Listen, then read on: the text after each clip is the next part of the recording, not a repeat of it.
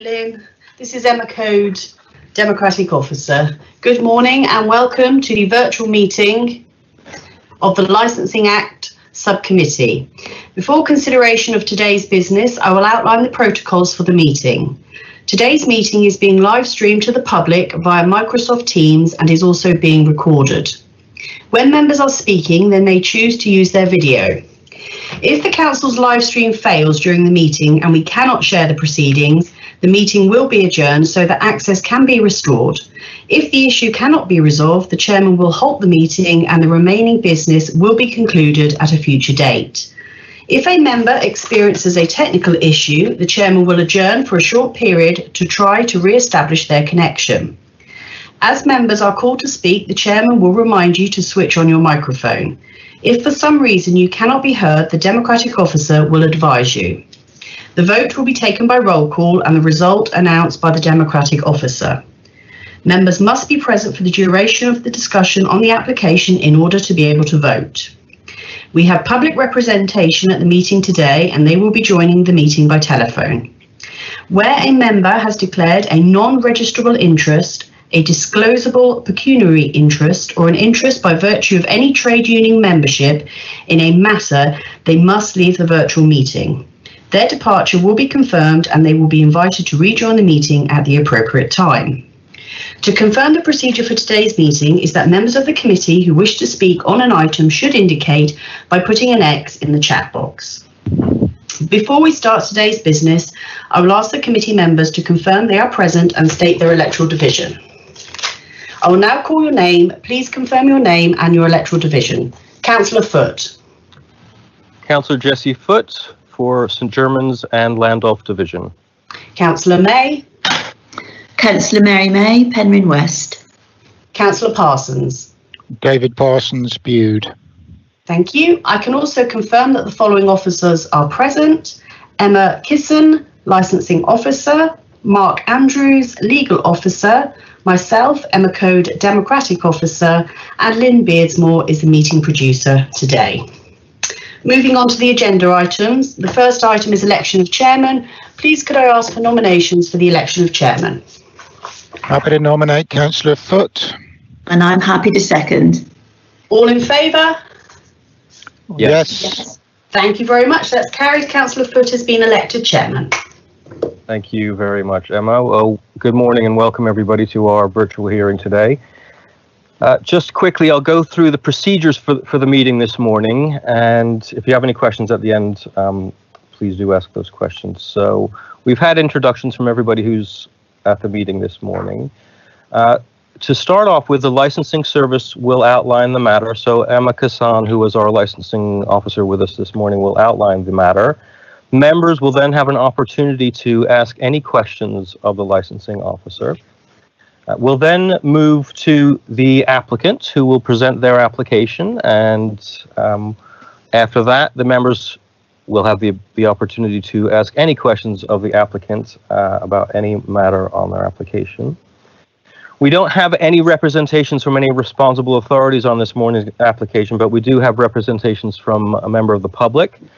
So we'll then move to hear what those representations are, and again, after that, the members will have an opportunity to ask any questions of that member of the public.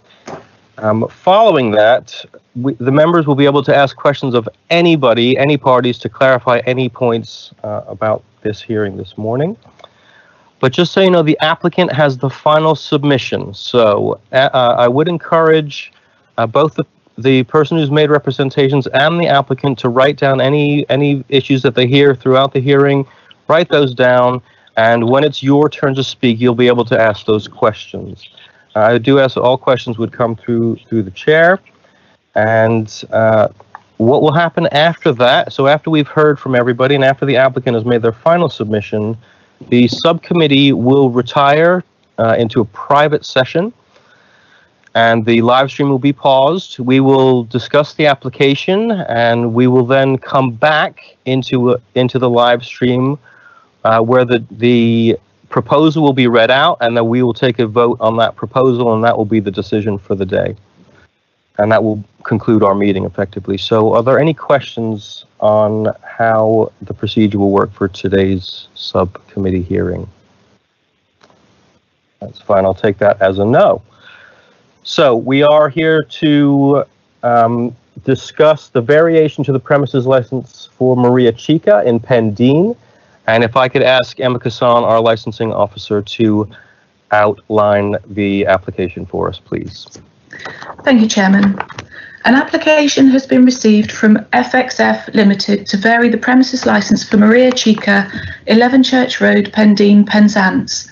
The existing premises licence can be found on pages 12 to 21 of my report. I have also attached a site location plan, indoor floor plan and an outside area plan, which can be found on pages 22 to 24 of my report. The variation is to serve alcohol with meals in the patio area and to sell alcohol off the premises. During the consultation period, the applicant instructed the licensing officer to add a condition to the licence which states, "Please be advised that for the variation we applied for, we only want to use the outside patio area until 5 p.m. on any day of the week." There was no response from all responsible authorities apart from planning, who had no objection to the application. There were 2 representations received from one other person during the consultation period, which could undermine the prevention of public nuisance licensing objective. These representations can be found on pages 25 to 31 of my report. The panel must consider whether the steps proposed by the applicants in the operating schedule are adequate for the promotion of the licensing objectives. If so, you must grant the application. Alternatively, you may impose additional conditions that you consider necessary for the promotion of the licensing objectives. If additional conditions would not make the operating schedule adequate and it is necessary for the promotion of the licensing objectives, part or all of the application may be refused. Thank you, Chair. Thank you for that. Sorry, I've just realized that I've skipped a couple of items on the agenda before we got to that application. Sorry, I've got 2 screens in front of me and multiple bits of paper. So I should ask Emma Coe, do we have any apologies for absence? Thank you, Chairman. No, we don't. And do we have any declarations of interest? Excellent. I'll take that as a no. So apologies. So back to the application. So do members have any questions for the licensing officer, please? No questions, Chairman. Thank you. Mary? No questions, thank you. Okay, that's very good, thank you. So I just wonder, Emma Kassan, if you could just clarify the planning situation for us, because there was some concern raised over the planning situation at the premises there and any conditions that were placed on the premises there. So can you just clarify that for me, please? Yes, there is a planning condition attached to the planning approval, which states that they cannot use the outside patio area after 6:30 in the evening on any day. That's fine. Okay, so after 6:30, and this variation is seeking to use the patio only up until 5 p.m. That is correct. That's absolutely fine. Okay, if there are no further questions for our licensing officer, we'll now move to the applicant. So I'm assuming we have, hold on here a second. We have Maria Francisca de Carvalho da Costa Pereira on the line with us this morning. Yes, good morning. Good morning. So if you'd like to present your application for us, please.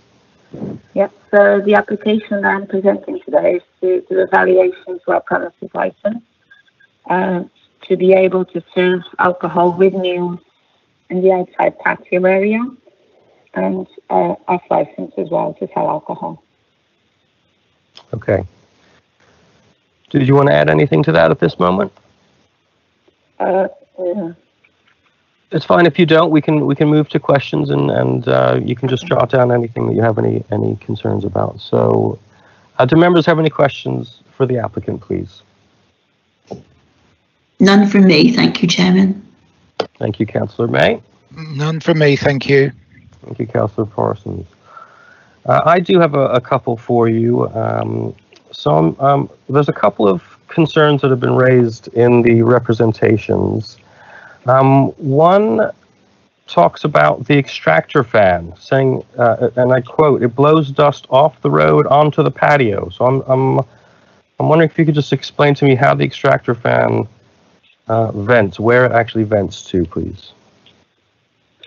The extraction fan is at the back, so it vents towards the corridor that goes onto the patio, so to the back of the property. But would it be correct in saying that it blows dust off the road onto the patio? Off the road? No, definitely Okay. not. It's on top of the roof. Okay. Now, there have also been significant concerns raised about social distancing and the size of the premises. So I'm just, it is your responsibility to put in place a risk assessment for this, and I'm just wondering if you've got that in place, because there are concerns about social distancing, and one of the representations is indicating that they seem to believe that you are in breach of the current